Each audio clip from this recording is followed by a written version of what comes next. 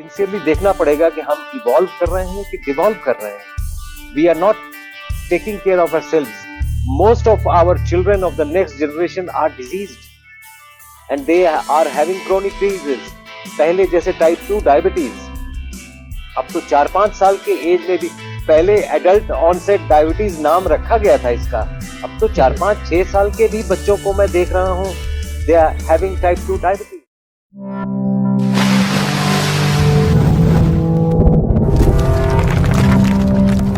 नमस्कार दोस्तों, मेरा नाम है अजीत बिस्सन और आपका मेरे YouTube चैनल पे हार्दिक स्वागत है.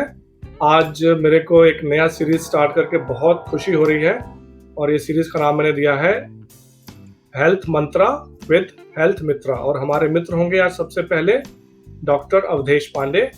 और डॉक्टर अवधेश पांडे को आज इंट्रोड्यूस करते हुए मुझे बहुत खुशी भी हो रही है, क्योंकि ना सिर्फ वो कन्वेंशनल एक मेडिकल डॉक्टर हैं, बल्कि he believes very strongly in holistic lifestyle. उन्होंने मेरा माइक्रोबायोम का सीरीज देखा एंड ही सेड कि this needs to go to the general public and he has been very kind enough, because बहुत busy हैं वो. उन्होंने अपना कुछ कीमती समय हमारे को आज देने का फैसला किया है. So without wasting any time, let me introduce doctor Pandey for you. नमस्कार. Thank you for inviting me. Thank you so much for your time, because I know you're very busy. So thank you for inviting me. Yes, Dr. Saab कहिए. Thank you for inviting me. मैं भारत में nuclear medicine practice करता हूँ prominent cities में, Delhi, Chandigarh for example. और nuclear medicine is diagnostics mostly. तो हम ये केसेस और डिजीजेस डायग्नोज करते हैं at a functional level, not an anatomical ये लेवल जो एक्सरे, एमआरआई, सीटी स्कैन करते हैं. हम फंक्शनल लेवल पे ही डायग्नोज कर लेते हैं और हम देखते हैं कि उनका ट्रीटमेंट होके फिर वो फॉलो अप के लिए भी आते हैं. तो हमें पूरा आइडिया है कि क्या डिजीज है, कैसे चल रहा है और कैसे प्रोग्रेस कर रहा है या रिग्रेस कर रहा है, व्हाटएवर द केस में B. Exactly. That's why our जो हमारे ऑडियंस है, they are really lucky, because आप ऐसा पर्सपेक्टिव देंगे कि जो सिर्फ सतही बातें नहीं है. जैसे मैं हूँ, मैं डॉक्टर नहीं हूँ, मैं रिसर्च करता हूँ, I'm very inquisitive person, I like to go deep into the subject. लेकिन आप यहाँ पे हमारे दर्शकों को बहुत आपको लाइक करेंगे इन द सेंस कि आप एक्चुअली ग्राउंड में वर्क कर रहे हैं और 20-25 साल से कर रहे हैं. So you see the progress, कि डिजीज का progress in a negative way और कैसे घटा है. तो इसके बारे में डॉक्टर साहब बताइए, क्योंकि आप 20-25 साल से कर रहे हैं practice. So how do you see like increase of diseases in specially in kids, young adults and surging number of all kind of diseases, cancer, heart diseases. Please इस पे एक्सप्लेन करिए. Thank you. You are talking about, if I am permitted to use that word, tsunami of chronic diseases that has in fact invaded mankind. More than 40 to 50% of the population throughout the world is affected by these chronic diseases, and chronic diseases amount to 5 out of every 10 diseases that we see. जब मैं chronic disease बोलता हूँ, I mean from chronic infection to cancer, everything, diabetes, heart disease, Alzheimer's, included in this chronic disease. और chronic disease के लिए medical science में 2 तरीके हैं पेशेंट को हैंडल करने के लिए. एक है क्योर, एक है मैनेजमेंट. हम क्योर की तरफ नहीं बढ़ रहे हैं, हम मैनेजमेंट की तरफ बढ़ रहे हैं. और मैनेज भी, it is on the deteriorating side, if I am permitted to say, not on the curative side. So diseases progress with time, these chronic diseases, and medical science has got an idea that yes, we have this problem that is coming, but it is coming as a tsunami since the last 40 years, because I was looking at history. 40 साल पहले इतना problem नहीं था जितना आज है. If my statistics is right, 1 crore 10 lakh people every year are killed by chronic diseases, जो एक बहुत बड़ा नंबर है. सॉरी, अभी आपने कहा कि पिछले 40 साल में, तो पिछले 40 साल में ऐसा क्या हुआ डॉक्टर साहब कि आप कह रहे हैं कि एक्सप्लोड हो गया ये? The explosion of more food has led to actually ये corrupting the total food chain, soil से लेके environment तक, अपना atmosphere तक, the greenhouse gases, ये सभी कुछ contributory हैं और ये सभी कुछ हमारे प्रोग्रेशन के तौर पे हुआ है। हम प्रोग्रेस कर रहे हैं ऐसा हमें लगता है, ये हमारी सोचनी है। मेरे ख्याल से ये मिथ्या है। ऐसा क्यों कह रहे हैं इधर आप वी आर, दो चीजें होती हैं, जी? एवोल्यूशन और डेवोल्यूशन। आई फील हमें सिंसियरली देखना पड़ेगा कि हम इवॉल्व कर रहे हैं कि डिवॉल्व कर रहे हैं। We are not taking care of ourselves. Most of our children of the next generation are diseased and they are having chronic diseases. पहले जैसे टाइप 2 डायबिटीज, अब तो 4-5 साल के एज में भी, पहले एडल्ट ऑनसेट डायबिटीज नाम रखा गया था इसका, अब तो 4-5-6 साल के भी बच्चों को मैं देख रहा हूँ, they are having type 2 diabetes.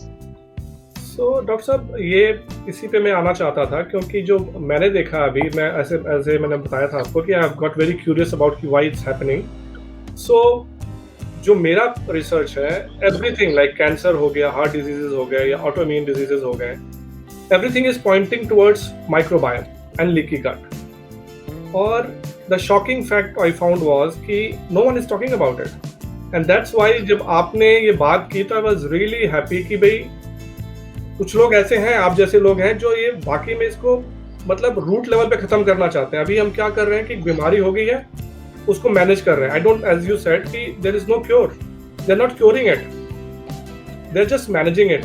सो ये माइक्रोबायोम और लीकी गट का क्या सिंड्रोम है, क्या फिनोमेना है डॉक्टर साहब, how it is so important and how it can help us live a healthy life?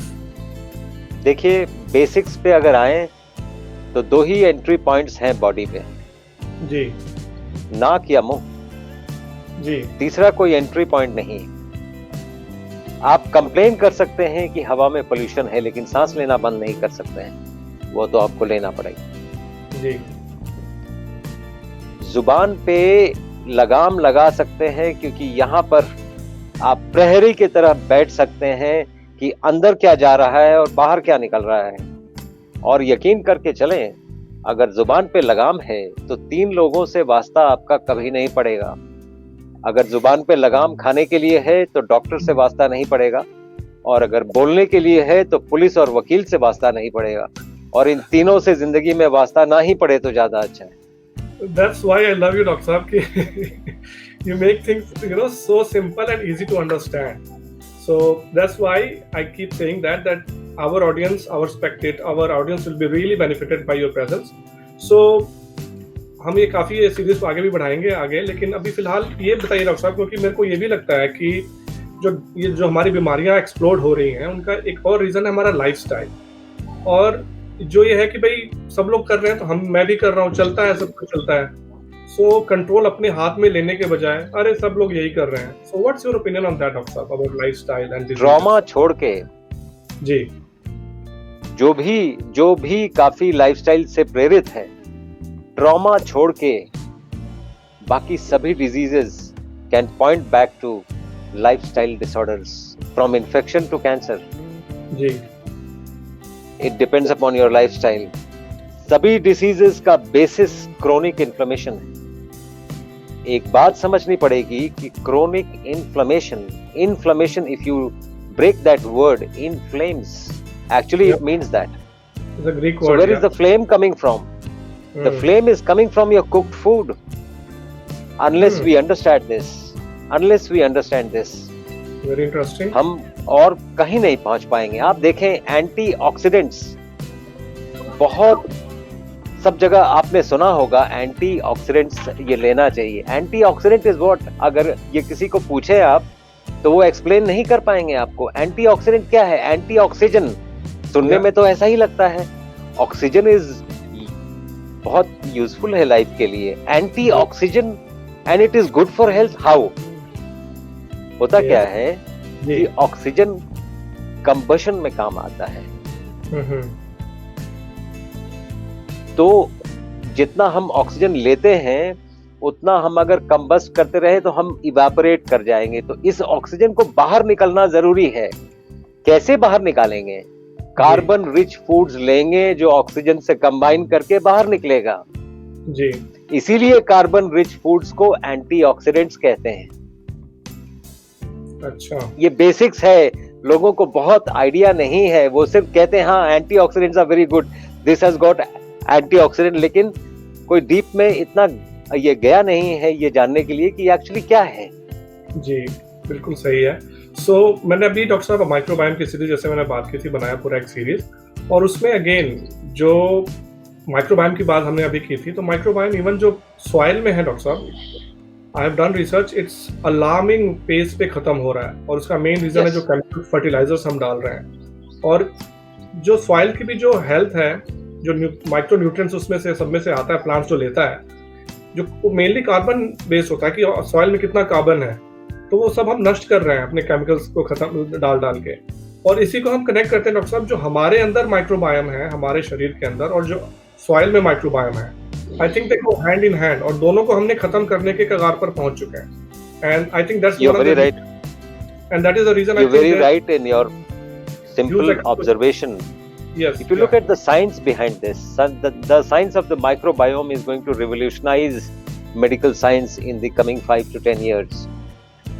ऐसा है, we are made of 100 trillion cells, जी जिसमें से 90 trillion out of these 100 trillion cells is the microbiota, the microbiome जो आप बोलते हैं। जी 90 trillion, that means most of you is not human.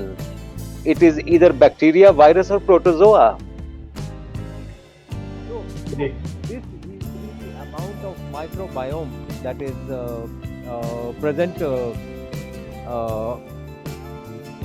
inside of you. जी और जो हमारे फीडिंग हैबिट्स हैं, और जहां से सॉइल में भी यथा पिंडे तथा ब्रह्मांडे, ये हमारा एक सेइंग है और ये वेदों का सार है। सॉरी डॉक्टर तो साहब, आपका लगता है 90% of whatever we are, एक मिनट रुकिए जी, 90% of whatever we are having,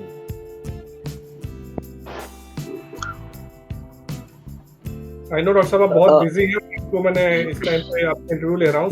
नहीं वो एक्चुअली कॉल आ रहा था, I got disturbed by the call. Yes, so 90% of you is the microbiome, and so is the soil. 90% of the soil is the microbiome. And how do we kill it? We kill it by pesticides. We are killing the soil microbiome by pesticides, and यही pesticide जो food grow कर रहा है, this is killing our microbiome. So there is a related circle that is going on.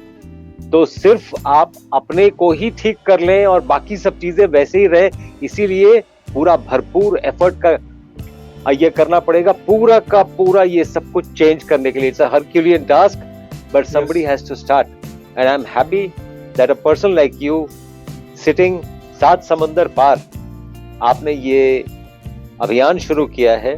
We are there with you and we will try to do our best.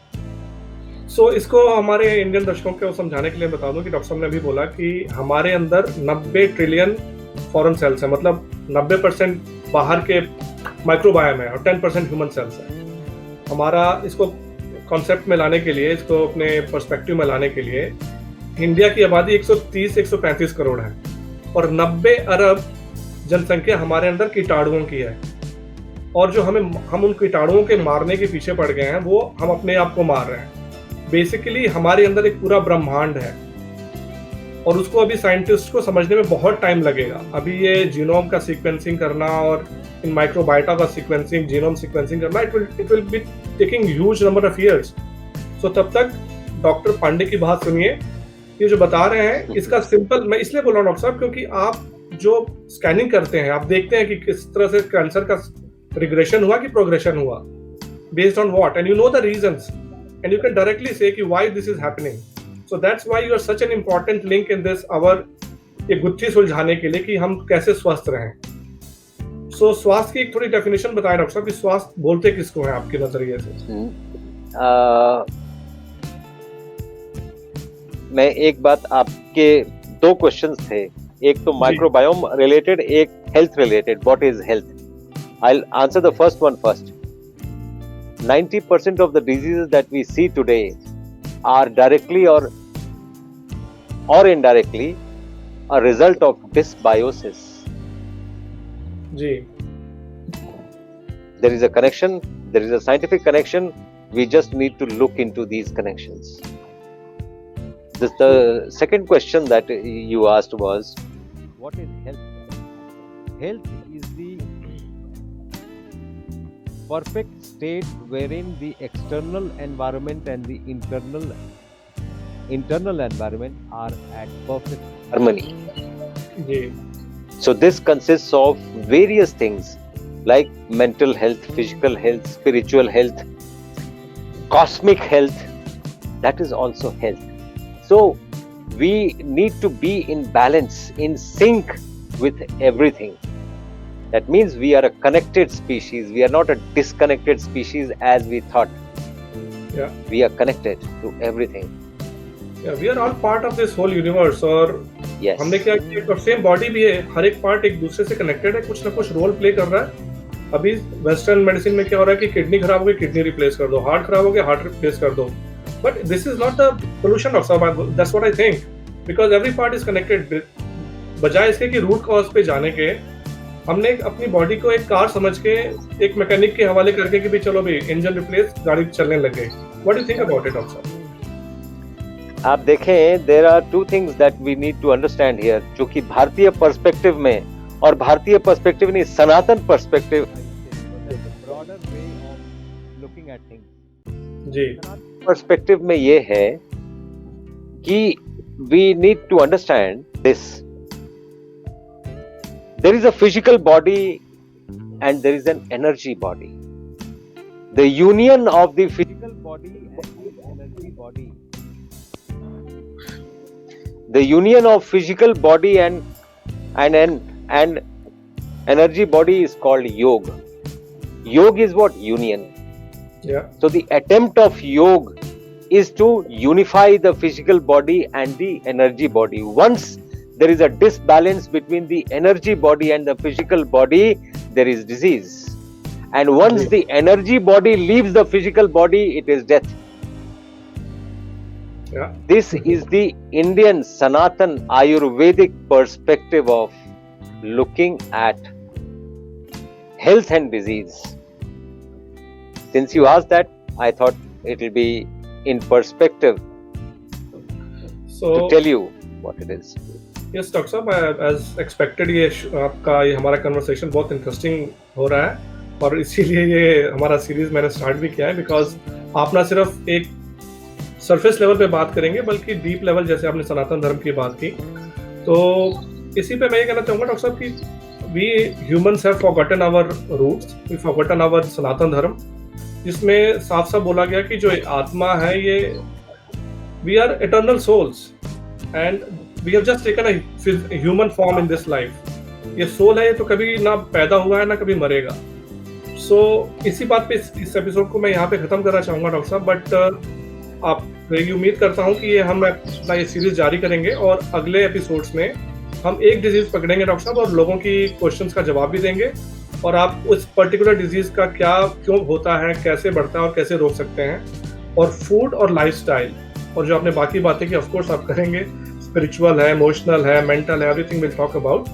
So I hope मैं simple बातों में जी ये बताऊंगा कि most of the chronic diseases that we are facing a challenge of जी are mostly reversible.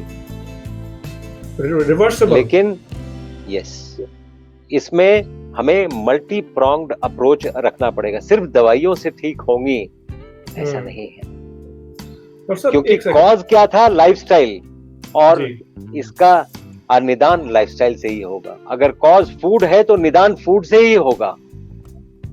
ये basics हैं, हमें ये समझना पड़ेगा. So when we will be dealing with various diseases, we will be ji. dealing with everything in that. So आपने कितनी बड़ी बात बोली है, दर्शकों को समझाने के लिए मैं फिर से बोलूंगा. डॉक्टर साहब ने बोला कि सभी जो क्रोनिक डिजीज है, मोस्ट ऑफ देम रिवर्सिबल, मतलब उनसे आप छुटकारा पा सकते हैं, मतलब निदान पा सकते हैं. दवाई खा के उसको मैनेज नहीं करना है. And that's where doctor Pandey will come as an expert. He will tell us कि भाई कैसे लाइफस्टाइल और चीज़ों को कैसे मैनेज करके खाना पीना सब कुछ, डिजीजों को कैसे रिवर्स करना है, मतलब इनसे छुटकारा पाना है, ना सिर्फ उनको मैनेज करना है. Am I right, डॉक्टर साहब? Yes. So thank you so much. So I'll hope to see you in the next episode. Thank you so much आपका टाइम लेने के लिए. अब मुझे पता है बहुत बिजी है, आपका फोन बार बार आ रहा था, लेकिन आपका ये वक्त, ये टाइम, ये सिर्फ कितने लोगों तक जाएगा और कितने लोगों को इम्पैक्ट करेगा, you will see that, and thank you so much for your time. Appreciate that. Thank you. Thank you. you.